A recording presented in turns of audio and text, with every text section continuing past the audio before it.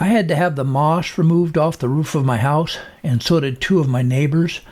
So I called this company called Keeping It Green, and they came over and did all 3 houses at one time with this fully equipped truck.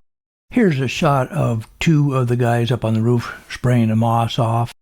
And the truck had no problem keeping up with these 3 rotating spray heads that were being used at one time. The hoses were laid out across the street and 1 hose to each individual house. In this picture, these guys are really working these spray heads to get that moss off. And again, it was just amazing. The water pressure just kept up with no problem.